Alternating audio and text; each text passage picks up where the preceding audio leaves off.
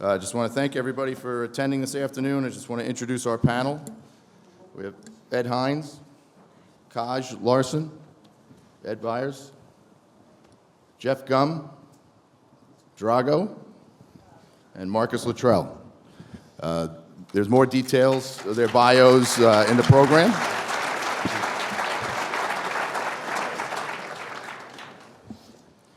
So how I want to start off this afternoon is that we have a lot of future servicemen and women that are here with us today. So what I would like to do is let's start off by sharing an interesting learning experience that you encountered while serving at the teams. Kaj, would you mind starting off? Sure. This is like an officer's lead from the front kind of thing. Yeah, is that what it yeah. is? All right. Thank Well, God. it's an extraordinary honor. It's hard to go first up here among guys who I consider not just my close friends, but my absolute idols in life and the most important people in the world who shaped me, who I am. I think I've known Marcus the longest here. Marcus went through 228 with one of my best friends, and then I was swim buddies in BUD/S SEAL training with Morgan, Marcus's brother. So it's just unbelievable to be surrounded by such greatness. I think I've done okay in life, and what these guys have done to my left and my right is extraordinary, which probably brings me to the most fundamental, important lesson of my service is everybody up here, I think, except for this good-looking baby fella, two to my left here, Jeff Gum, I think every one of us was in the SEAL teams prior to 9/11 or in the pipeline, right, Ed, right? Mm-hmm. Yeah. And so what you learn by being a pre-9/11 SEAL is that life doesn't follow the path that you think it's going to take. Right? You can do your best to steer a course, but there's all these other forces and factors that push on you. And for all of us, with the small exception of Jeff, we entered a peacetime military and then very quickly became a nation at war. And how that shaped all of our experiences, both in the service and then when we transitioned out of the service, is something that I could have never planned for, never expected. And I don't want to talk too much with all this greatness up here, but what I will say is that that path of service took me to the highest highs in my life and allowed me to achieve everything else, more than I could have ever possibly imagined. But the flip side of that coin is that it also has brought me to the lowest lows. And everybody here probably knows Marcus's story. Mike, whose father is here in the audience with us today, and who Chris honors his legacy every day through his work. Murph was my roommate in training, and so that's the lowest lows. The flip side of this path of service is that there is sacrifice, and I think we've all experienced it. That's something that I would have never imagined on my birthday, first phase of training, September 10th, 2001, the day before all of our world changed. Well, thank you, Kaj. Jeff, you want to jump in since you're the Since I called you out. post-9/11 baby? Definitely. So I was about my most transformational experience going through. I had everything going really well in BUD/S, didn't fail a thing. Then I got really sick. I got VGE before Hell Week. Ended up developing rhabdomyolysis in Hell Week. I had my dreams ripped away. People didn't know I had it. They just saw me performing really bad. So I was performance dropped. I refused to accept it. I called up the SEALs I knew. People vouched for me. I ended up getting back into training, went to the next class, was still really sick, went from never failing a thing to failing every single evolution. So, you can imagine you're feeling sorry for yourself. You feel bad, why is this happening? But was able to figure out what it was. I got healthy. I got back through and ended up crushing it the rest of the way through training. And going into business, going back to school, doing my MBA, you have a lot of challenges and things go wrong. And I ended up looking back at that what I thought was that horrible moment in my life, and it ended up being the greatest gift that I was ever given. So when you face yourself with something that seems really tough, and you feel you can just, if you change your mindset to it, and I'm grateful for this happening, and it's going to make everything worth so much more, then it's just the greatest gift that you can have, and a great lesson to have there as well. Thanks, Jeff. Marcus, would you like to add anything on this? Could you say the question again, please? Interesting learning experience that you took away from being in the teams.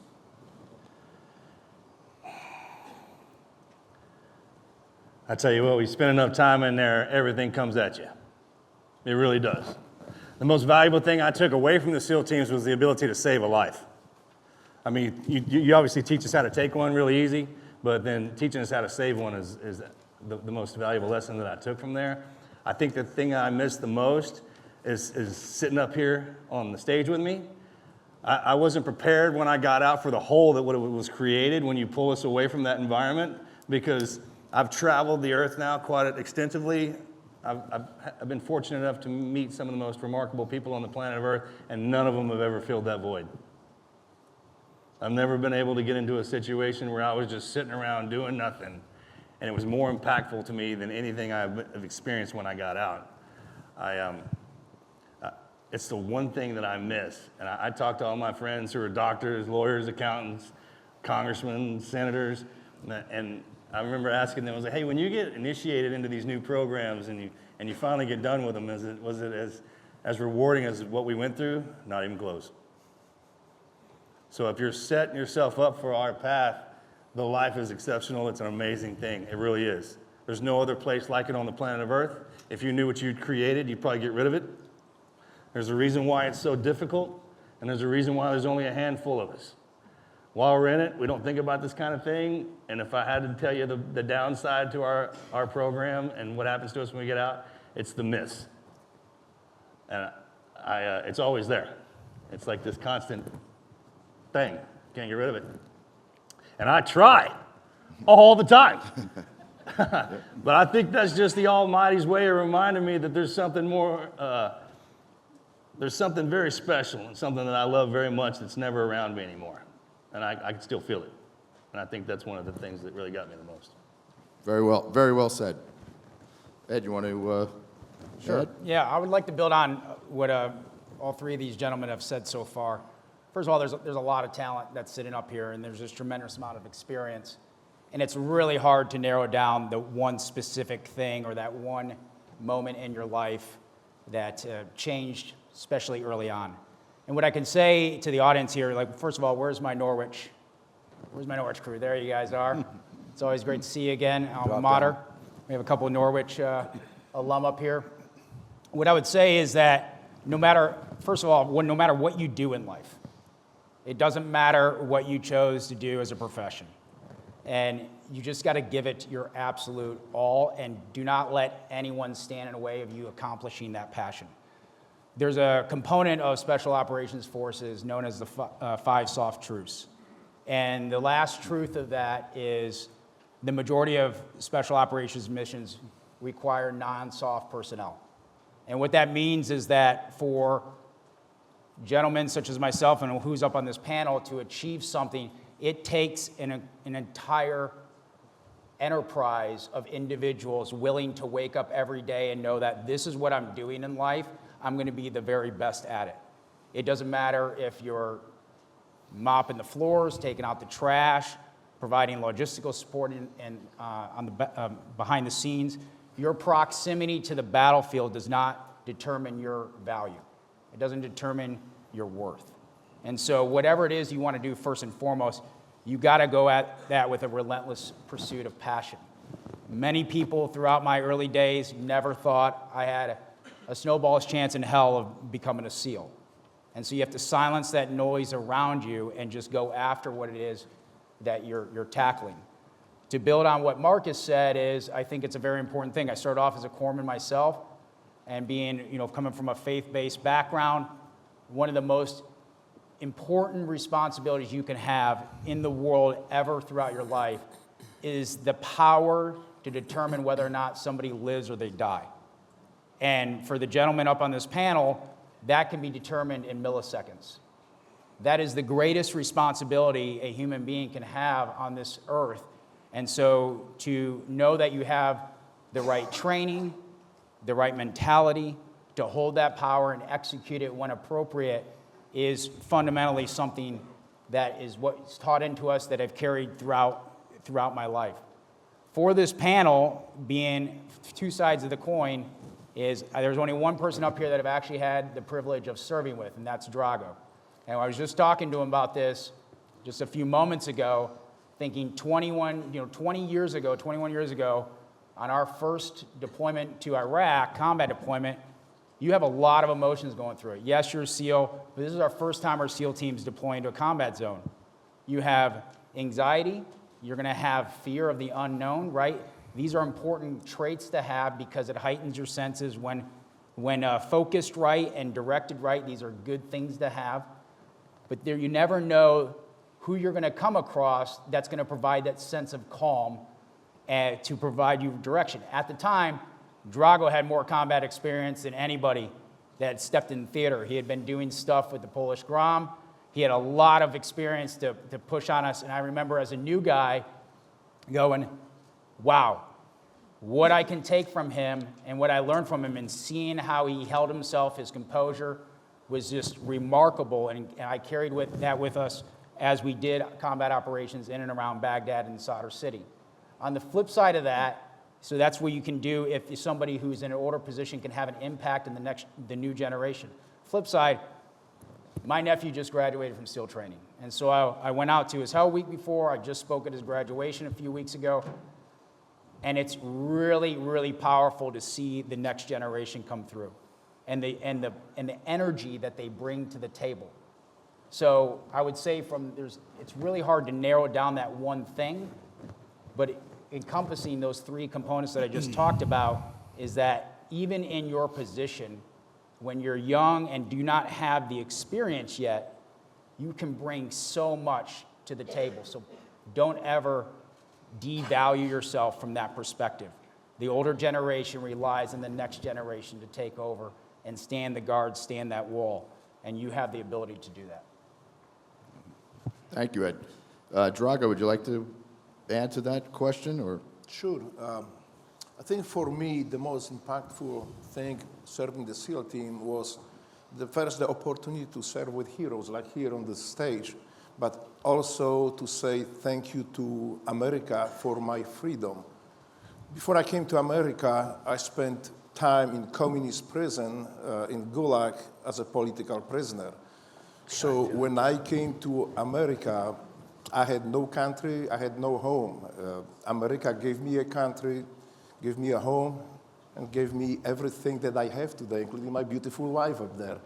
So for me, that was very important that I could actually express myself and say thank you.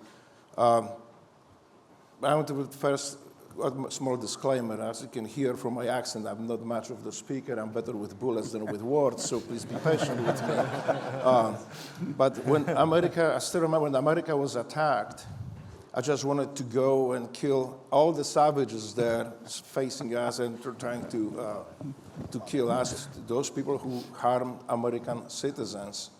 So I had the chance and opportunity to do it, and I'm very grateful for that. And I would like to say thank you to all of you for my freedom. Well, that's very powerful. Hopefully everybody understands the meaning.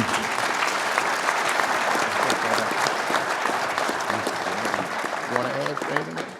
Wow, well, that's hard to go after. Right. But as a speaker, you'd never want to do that in your life. But following Drago. But no, very simple. Look, I look out and the last 2 days, every single one of you, all these cadets and these, I'll call you young people because they're old, I'm not. But we look at that. It's amazing to us that you have that much vigor in you, just the energy to want to do this. And maybe the SEAL teams.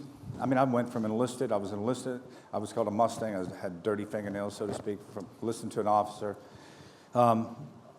And I think just one of the things you will find, and I think, your service is going to be your life in some sense. It's not going to be your job. It's going to be who as a person, become in some sense.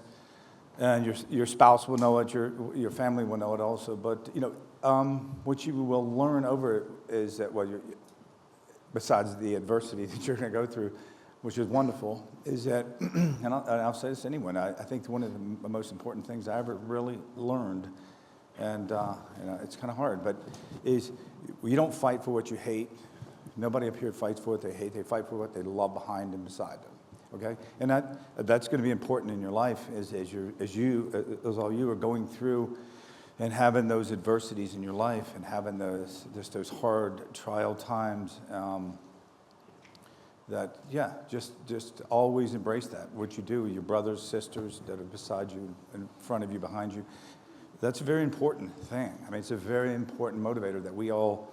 I felt, in Iraq, and in Afghanistan, I never really felt it in a lot of other places in my life. But that was a very critical part of it. And as you go on this journey, all you guys and ladies, and just embrace that. And I guess SEALs would say, embrace the suck, because some of it's going to suck. But just be in love with it. Excellent. Thank you. So, Marcus, I'm going to focus this question over to you, okay? But I'm going to answer it myself first. You give me the answer? Good. Yeah. That's B.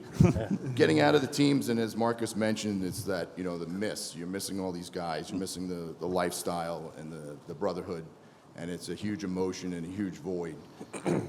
And sometimes when you get out of the service and you're home and you're not around each other, you kind of forget yourself, right?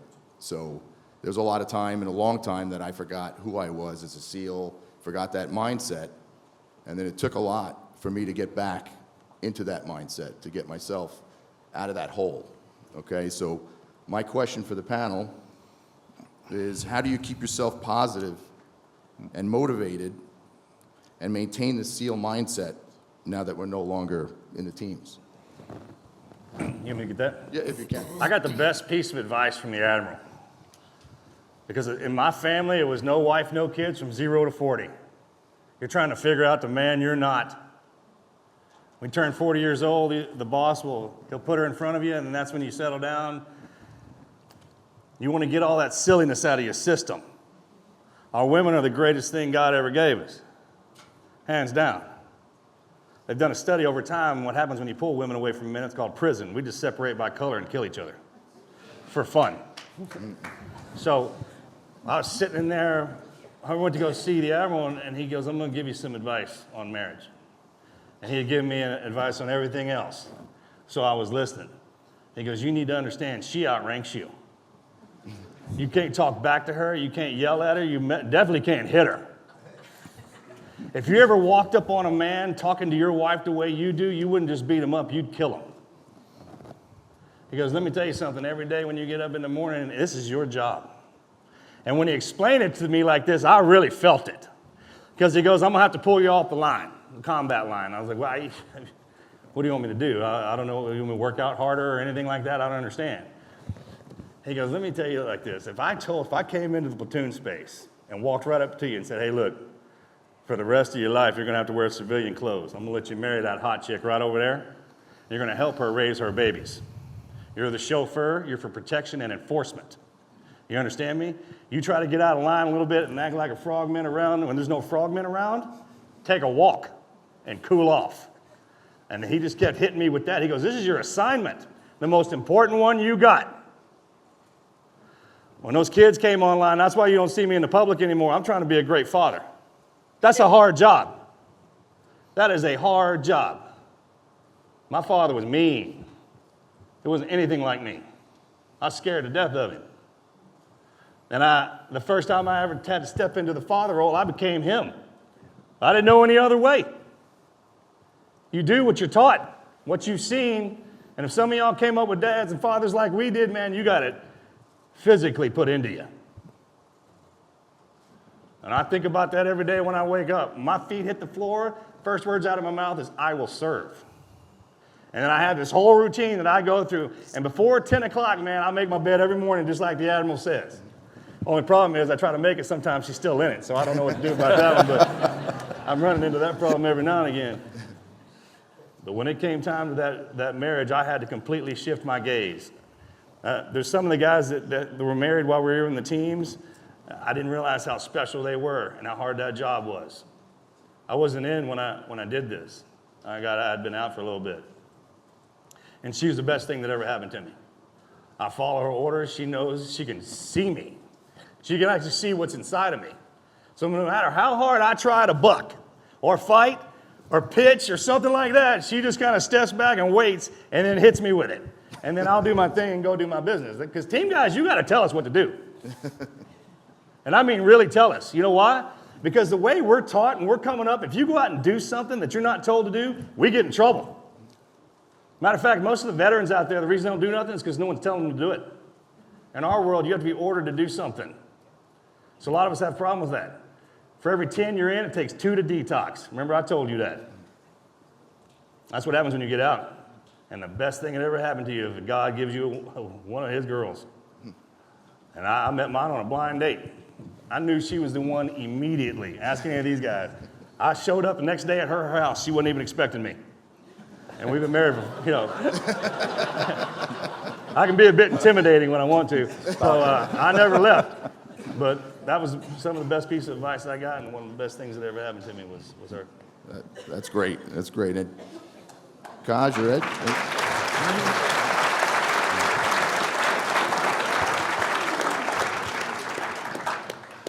Marcus, I don't understand half the shit you just said, but I loved it. I loved it. I don't feel My bad Texan anymore. is like a little like, you know, it's kind of like my Spanish, you know? Like, Marcus and I have been friends a long time. It's awesome, and Melanie's awesome. So, is she out here? Is she out here somewhere? Somewhere. Let's see. All right. Look, when I think about SEAL transition and transition out of the teams, I'll say 2 things. Like in the service, like we're taught to operate as a team. Like if we're all out, and we meet another SEAL, we don't say like, were you a SEAL? We don't even say really, are you a frogman? Like you say, were you in the teams? That's how we talk to each other. Were you in the teams? And that's because at that moment, like the team is the most essential part of your life. And then what happens is that when you get out, everybody tends to be kind of a lone soldier, right? And we lose like some of that support network and that support system. So the first thing is the sort of connectivity, but the second thing is that you have to reimagine your identity when you get out of the SEAL teams. You see a lot of guys who end up doing things that approximate what they did when they were in the teams. And being in combat, serving with your brothers, is the most intense and the most clarifying and in some ways the most pure moments of your life. And you can never replicate that. So what you have to acknowledge is that the Overton window shifts. Now that Overton window can shift to the left or to the right. If it shifts to the right and you keep chasing that exact same adrenaline, dopamine rush that you got in combat and in service, like you can't achieve it. The only way to achieve it is through all these negative externalities, and you see this happening with guys, right? They get into like trouble or drugs or alcohol or addiction or whatever their addiction. Sometimes it's even like a non-addiction related addiction, right? Extreme skydiving, like pushing that envelope, pushing that edge. And you have to be careful if the Overton window shifts to the right. I would make the argument that you can achieve some or a corollary effect in terms of how you feel about your own self-identity through shifting that Overton window to the left and through doing things that retain a sense of purpose and a sense of mission. So when you transition out, if you, and then can find for yourself and help your teammates find a similar sense of purpose and mission as when you're in, I would say those are the keys to a successful transition. Thank you. Jeff, you want to jump in there? Definitely.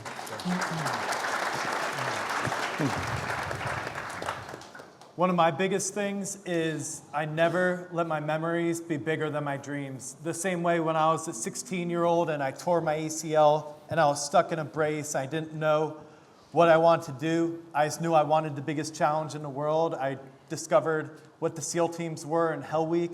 I was like, that's what I want to go do. And since transitioning out, I've just kept making new goals. One of the first ones was travel around the world. And I brought my friend who was born without arms and legs. So we went to 20 plus countries, all kinds of adventures. I carried him on my back all the way up to where Jesus was crucified in Jerusalem. Founded my own company, did my MBA, and just wanted to support veteran foundations as much as I could.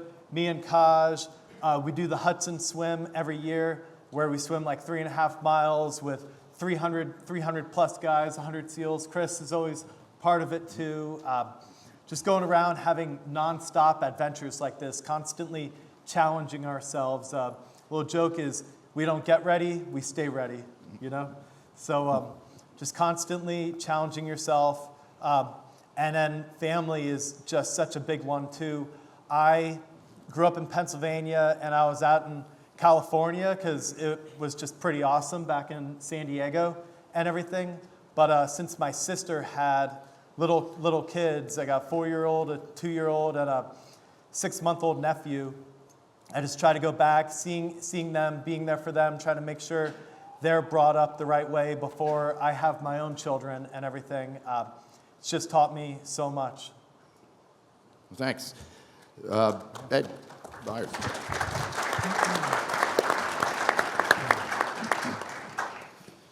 Well, I would agree with Kaj here that if you were to guess where Marcus was from, it would be Texas, right? East And the way- Texas. the East way- Texas, the yeah. way he speaks, there's a Everybody lot. got that now, right? There's a lot of truth up here.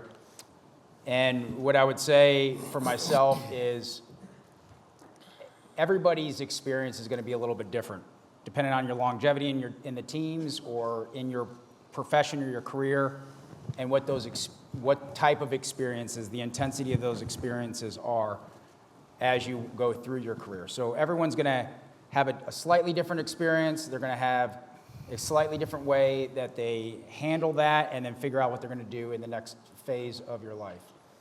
I would say for myself, there was a significant thing that happened in my life that completely shifted my ability to continue doing the very thing that I loved and trained to and only wanted to do in life.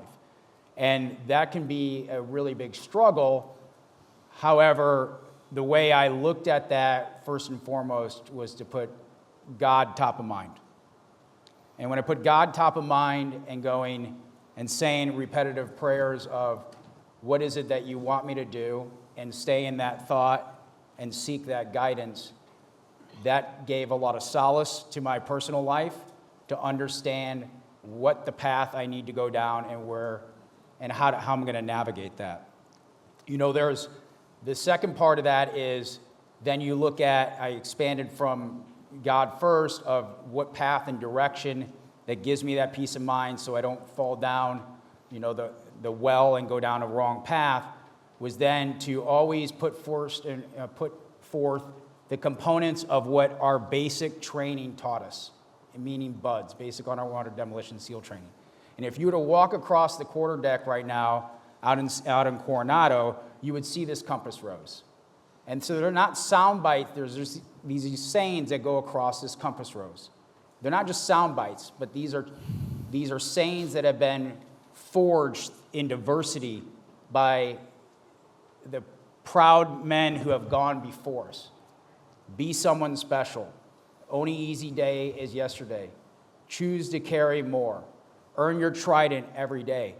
These aren't just random sayings. These are a way of thinking. It's a mentality of how you need to attack life and go through life. And so for myself, it was always putting those first. When I look out into the audience right now and I see, World War II veterans, Korean War veterans sitting in this audience, I think about what it is that they experienced on a global scale, a global war, the intensity that they went through, and then when they came back, how they impacted society. This medal, the Medal of Honor, has 6 different characteristic traits to it: sacrifice, integrity, patriotism, courage, commitment, and the last one is citizenship. And that's what we're called to do as you transition out of your professional military career life is that citizen component. And I don't think there's a better example out there for us as a go-by for those who were in the military than those that came before us. The World War II veterans, the Korean War veterans, they did their time, they did it well, they served their nation with honor under immense intensity and fear, and then they came back and created the greatest country on the face of the planet through economic growth and getting down and working hard, because that's what we're called to do as citizens.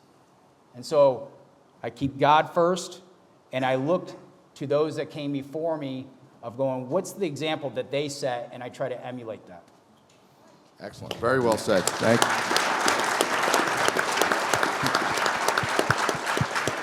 So we have a few more minutes. I have one more question, and then I'm going to open it up for questions from the audience. Okay, so Ed, I would love to hit you with this question first, so it's not you following Drago. Okay. Perfect. What would be the best piece of advice that you would have for the future generation sitting with us today? That's a good question. Where's the cadet I just talked to out in the lobby? There you go. There you go, brother. We were just talking about that, and I'm like, that's a hard question. It's a very difficult question to pin down. But just, finding your purpose, man, and creating that purpose for yourself. And everything you do, especially as you move forward and what you're going to do, and I've fallen victim to this myself numerous times, but is to just embrace what you're doing. At that moment, of what you're doing, that is what you do, okay? And I think that's very important. I hope I teach myself that every day, but all you cadets, you're going to have some adversity. You're going to have a lot of things that just don't go your way necessarily, and it's going to suck a little bit, right? And you just have to embrace that. That moment is part of your life, and that moment is what you're going to remember all your life. So, and just be good with it. So, yeah. Excellent. Drago, would you like to? Sure. I think as important as military career is, I think the first and foremost, is citizenship, being good citizens.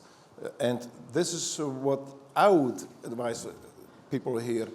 Well, in America, there is no limits. You can be whoever you are able to be. I'm not saying whoever you want to be, because sometimes, like, I can be an astronaut, but you can be whoever you are able to be. And there's a good example here is Lieutenant Commander Cox, Kathleen Cox. She is now commanding Navy SEALs. That's something wouldn't be possible, wouldn't even be, anybody wouldn't dream even about it maybe 6, 7, 8 years ago. Our military is open, but and you can make the career set any way you want. But first, more and more, what should guide you is being good citizen, being good American. And that's my advice. Just keep this on first, and then anything else will follow. Thank you. Anybody else have anything to add to that? Jeff? Yeah, so I would try to eliminate any weaknesses that you have in your body. One way I look at this is, just like why I chose the SEAL teams, I didn't want to have weakness. We're like sea, air, land, special operations, commandos, and I apply that to like my body, physical, mental, spiritual, emotional. If you have a weakness in any one of them, you're going to have major problems in accomplishing many of the goals you have in life. So if you can go through those, work with friends and family to get all those taken care of, everything in life is going to really fall in line. Well, thank you very much. Kaj, anything? I would just say that I'm a good SEAL. Like, these are great SEALs, right? And I am a better SEAL for having been close to all of these guys on the stage. So just be mindful of your entourage and who you hang out with, because if you pick the right friends, they're going to lift you up and take you to great places. Yeah. Ed? No, that's great. That was very well said.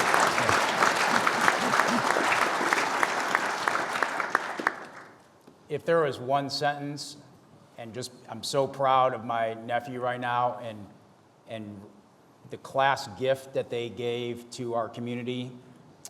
They had one sentence saying on the gift they gave, and it was, "Lord, let me not prove unworthy of my brothers." And that right there adds sisters to it because we're all in this together. Let me not prove unworthy of those to the left and to the right of me. Period. Hoo-yah. Excellent. How about Marcus? Kaj hit it with me too. It's one of those deals. If you have a weakness inside of you and you know it, know it. Don't try. Humans can lie to themselves. It's the oddest thing. But let me tell you something. There's a human being down here that will backfill you. And it's usually wrapped in something that you don't want to hang out with. That's how the boss works, right? God's got a great sense of humor. Write that down. All right, so if there's something that you can't get or you can't get to, trust me, there's a human being that will get you there. And it'll show up. It's just a lot of times you're uncomfortable with the way they look, the way they talk. I mean, none of these guys can understand a word I say.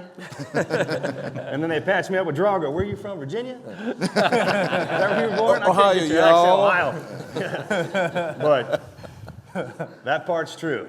And a lot of times when we wake up in the morning, you throw your armor on automatically, civilian-wise. Like you'll have your defense up. When you walk outside, somebody walks into you, you'll automatically hit them with something so you can go on about your way. It's so you don't want to get hurt. We all do that. Matter of fact, we get real good at it. Probably one of the primary things you do as a child is develop your defense. But then as you get older, man, the boss starts delivering people into you, right?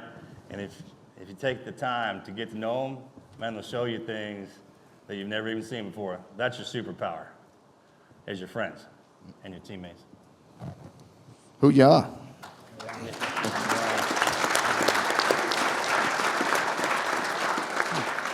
At this time, I'd love to open it up for questions. Does anybody have any questions? Coming to you. Over here. Please identify yourself and ask your question. Good afternoon, gentlemen. My name is Isaac Jameson. I'm a midshipman at Penn State, and I just want to say thank you so much for coming. This means a lot for me and really everyone here. My question is, what's the biggest life lesson that you've learned in the SEAL teams, and that could be applied to really anything, and what do you want to teach the younger generation of fighters? Thank you. Anyone want to field that one? I'll take it for Have action at it. because he asked me earlier. Okay, excellent, perfect. So thanks for standing up and asking the question. My first troop chief, when I checked into Naval Special Warfare Development Group, his name was Tommy Valentine. Unfortunately, he's no longer here. He had a saying when he would sit down with the new guys, and he would go, at what level are you willing to participate? And I'd say to answer your question specifically, like something that you can carry with you, which kind of embodies everything that we've talked about over the past 20, 25 minutes, is that at what level are you willing to participate? Because everything in life is going to be a test. And so once you understand that everything in life is a test, then you got to ask yourself, how am I going to rise to that occasion? Do I want to participate at this level? Do I want to keep doing it? Because the grind is going to happen. Life is going to get tough. The shine's going to fade of whatever your chosen profession is. Only 10% of it will be the cool stuff. The other 90% is going to suck. And you have to just understand and ask yourself that on a daily basis.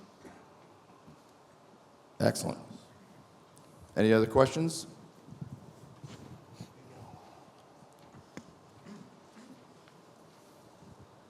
Afternoon, gentlemen. I'm Cadet Merrick with Virginia Tech Corps Cadets.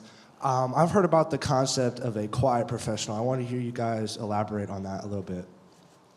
Never heard of it. Silence.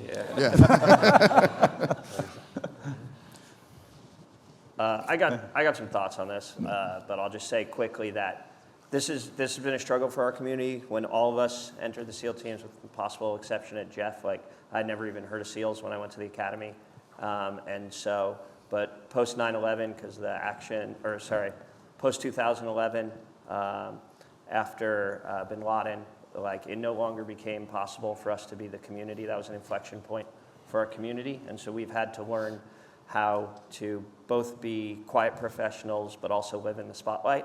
I wouldn't say that's been the smoothest journey. So what I like to think of is And everybody on this stage epitomizes this, especially Ed, who's now forced really into the public spotlight, and Marcus as well.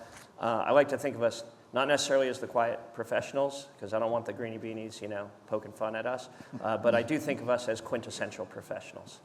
We hold the paragons and the values and the ethics that Ed talked about on that compass rose. We hold those as our highest values, and that's how we sort of transcend this new era for our community. I'm just going to add on to that for everybody other than Jeff. When I went through training, you just never went out and spoke about what you did. So when I got out of the service, I got out just before September 11th. People didn't even know what I was doing in the military. They just knew I was away. So that would be the old definition of the quiet professional. What Kaj is saying, and it speaks volumes because everyone sees SEALs on Instagram and with all of this media attention now, we're trying to be, like you said, a quintessential professional, and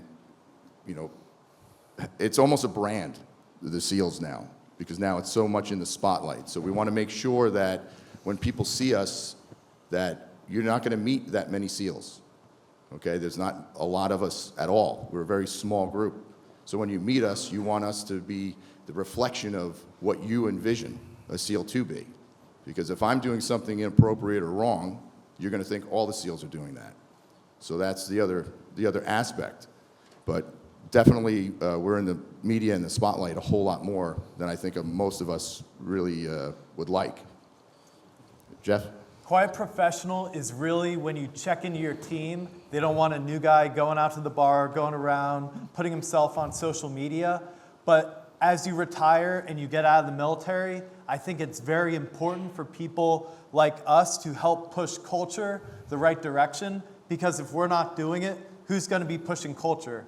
And we don't necessarily want them pushing the culture that direction. What y'all say about us? If you're not one of us, you get it wrong. And then the greatest stories that ever come out of our community come from people who aren't one of us. True. When we got in, it was quiet professional. When you're in there, you never talked about it. Matter of fact, we had permission to lie. Yep. You gave us permission to do that and taught us how to do it, actually. And then I remember when I got put into this one, it was the hardest thing I ever had to do. I had to have lessons on how to hold my hands, how to talk, how to do all of that. I had a mouth on me back in the day. I used to use a lot of profanity. So, it's just one of those deals. And then if we go in there and half cocked and half ass you, then what do we look like? So it was one of those situations, especially Ed. Once he got that wrapped that honor, man, he just like, when you get up there, it's an immediate shift, overnight. Because when y'all want to see us, y'all are going to see us. We belong to y'all. So when it came time to do this, the boys who are in, who are still underneath, they're not allowed to wear the tridents. They can't do it, can't talk about it. When you get out, the only way young warriors learn about old wars is the old warriors getting out there and talking about them. We've got permission, we've been trained. But Kaj nailed it too. It was a little rough. It was a little rough. Marcus, you actually taught me one of these lines. I don't know if you remember this, but Marcus was a big influence because I was swim buddies with Morgan, and so he was a mentor to us when we were going through. He had gone through about 2 years before us, and so all of the tips and wisdoms and tricks came from Marcus, but also all my best lies came from Marcus. So if I met girl out at a bar, I stole this one from him. What do you do? I used to tell him that I drove that little machine on the Coronado Bridge that would move the lanes from left to right. The zipper. That was a good one, man. I came up with the best job. You thank you. can't believe it, man. Tell somebody what you do, and they're like, really? I never. I'm like, oh yeah, I got it. I had a lot of fun in the SEAL teams, y'all. Just saying. Yeah, I use the rodeo clown, but I'm from New York. That's the other Yeah, that was plausible, though. Professional alien. Yeah, I'd like to add just, one closing thing on this. Quiet doesn't mean silent. Those definitions are distinctly two different things. So it matters situationally what's going on.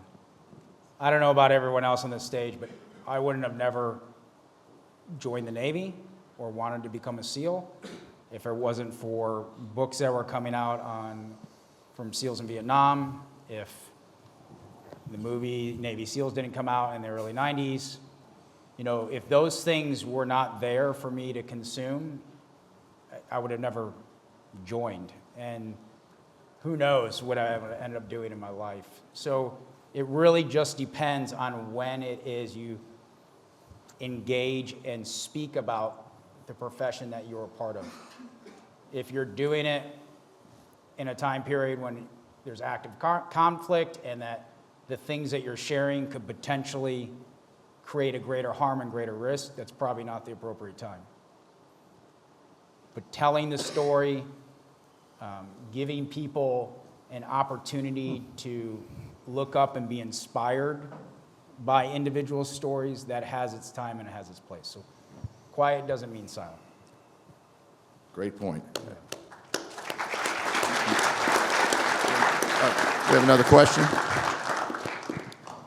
Good afternoon, gentlemen. I'm Brooks Whitley from VMI. My question is, He's got a SEAL contract. how did your faith and morals guide your hard decisions? Drop. Hit the surf. Down. Really? Yeah. Yeah, fuck yeah.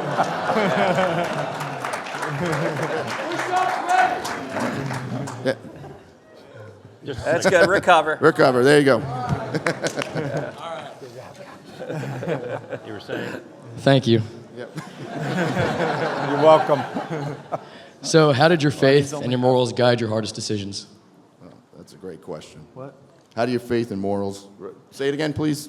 How did your faith and your morals guide some of your hardest decisions? I'm going to leave that to someone with faith and morals to answer. Well, I think you've probably been online before and read the SEAL Ethos, for instance, right? That was written in 2005 originally. And it was written for a reason. And it was written to actually come up with guiding principles that we collectively agreed in. It's only 440 words, I think it is, the original document. And it's, I think a lot of people may disagree and may agree, but it's a very important document to say this is what a Navy SEAL is, and this is the morals. And you obviously we fall under the, as you know, the UCMJ, the Uniform Code of Military Justice, also, but that's a strict morality, right? There's things you can't do and say, and your conduct has to be becoming of your service. And I think the SEAL teams, we're pretty fortunate about coming up with that ethos 20 years ago. And that I think helps guide us. And obviously it's going to be written over time and constantly updated. But you have to live by those, because there's a lot of things that happens overseas that everyone can tell you about. You don't even know. There's no playbook for it. You have no idea what's going to happen. And all of a sudden you're in a situation where that core morality that you have, doing the right thing, that you believe in, that you follow. And I think it's a special thing about any special operation or any force out there really is like doing the right thing when you can do it. And you're sometimes the only person that knows you did the right thing. So. I'm just going to add on to that with the faith and morals. It's really doing the right thing when nobody's looking.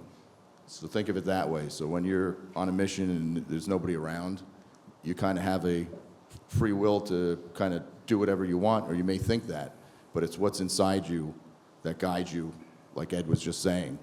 So I try to teach the kids that if you're walking down the street and you see nobody's around, you see a piece of garbage, are you going to pick it up? If you're with a group of people, you may do it just because you're looking for that attention, because you know it's the right thing to do at that moment. But when you're alone, that's the best way of a check on who you are, is doing stuff when nobody's looking where you're not going to get any recognition. So that's kind of how I try to check myself. Anybody else? One more question. Oh, I'm glad I got it. There we go. Anyway, as a young man in the Army and being just in the lower part of the service, even though I feel I did a great job, but I always admired you young men and what you have gone through. I watched a lot of your training, and I think we should be so grateful. The work you do is very dangerous, and I admire you. Every time I see a SEAL, I feel so proud when I get to him and shake his hand. And I did like I did with Ed there. I didn't get a chance to do it to each one of you, but you're the greatest. I mean, if everybody sees what you do, they admire you much more than ever. And I just thank you. And God bless you all. Thank you. Thank you.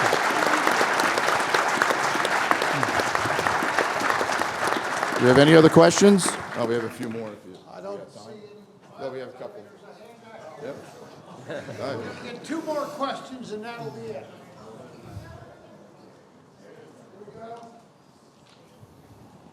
Cadet Tobler Cunningham from Virginia Tech. When you fail and let your teammates down, how do you rebound and gain your teammates' trust back and also feel good enough to help them again or represent them again?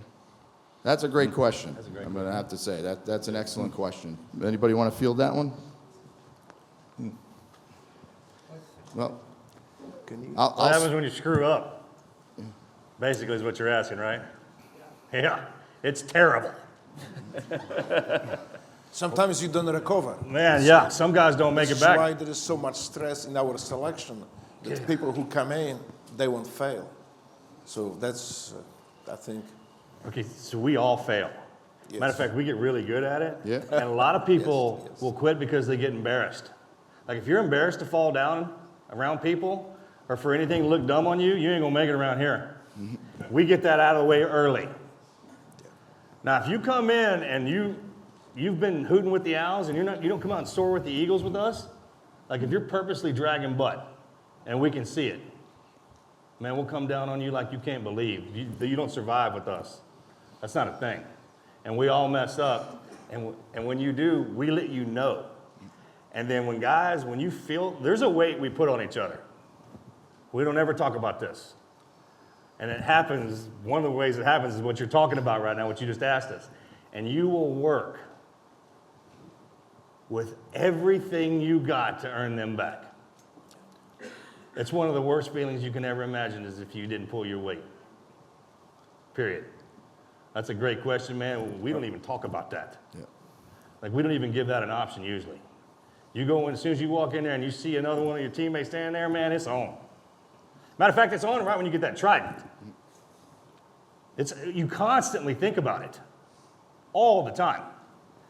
But yeah, that's a good question. That's a scary question, actually, man, in our world. Well, I'm going to just expand on it a little bit. Is just be accountable. You know, if you really mess up, you know, and we all fail, we all fall down, we all make mistakes.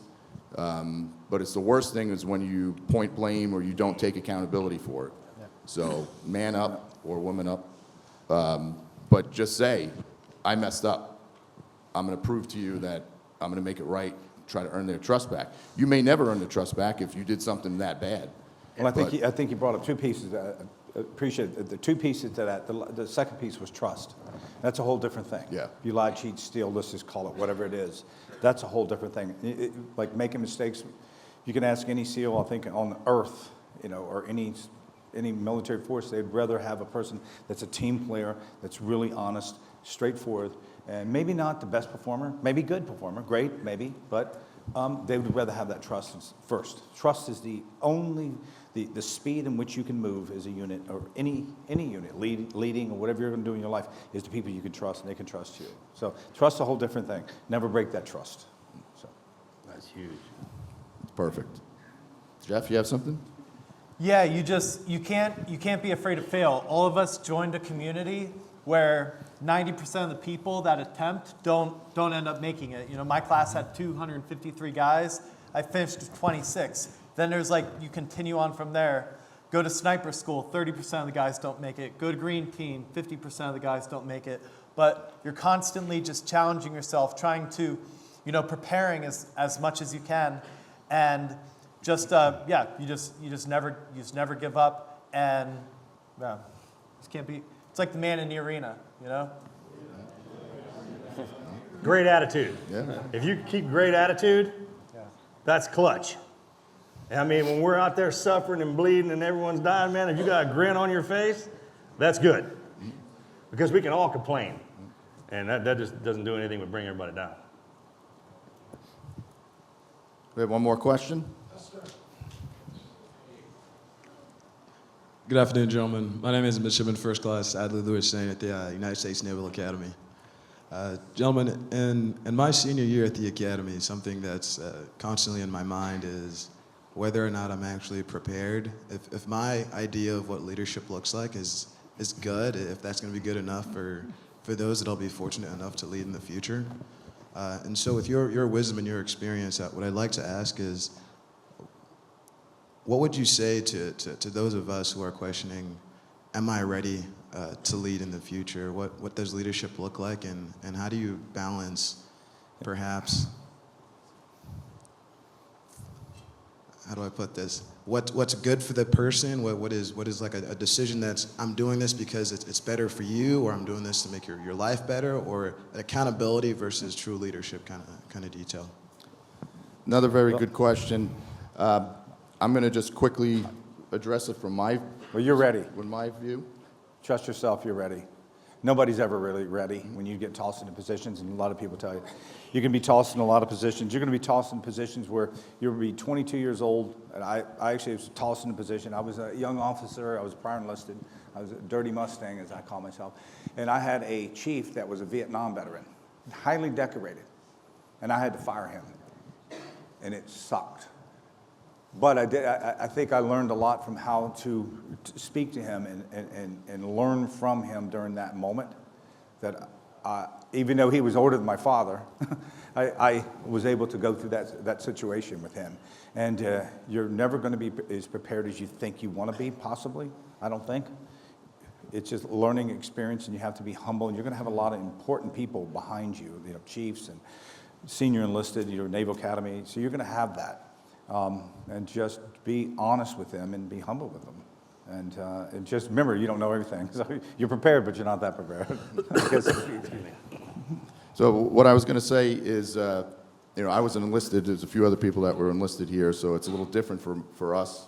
But the big thing and the point that I'm going to place is that if you're going to become an officer and you get to your first duty station, you don't know everything.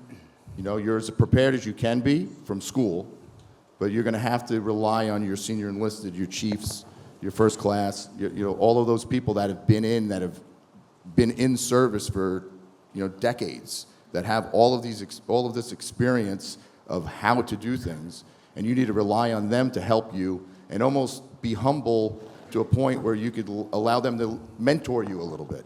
We've had a few SEAL officers that go through that would come in and kind of say, hey, you're going to do it the way I say. And it doesn't go well that way when you're trying to direct people.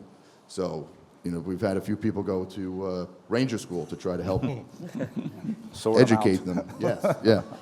But that was my aspect from an enlisted person, and watching these new officers come in, is that a lot of them would instantly go to the chiefs and make sure that, they're there to help them, to give them advice and to show them, like how to get things done. Even though they would give the orders, the chiefs would get the work done. I love that you asked this question. So G.K. Chesterton has I think the most quintessential definition on what humility is. And humility is not thinking less of yourself, it's just thinking of yourself less often.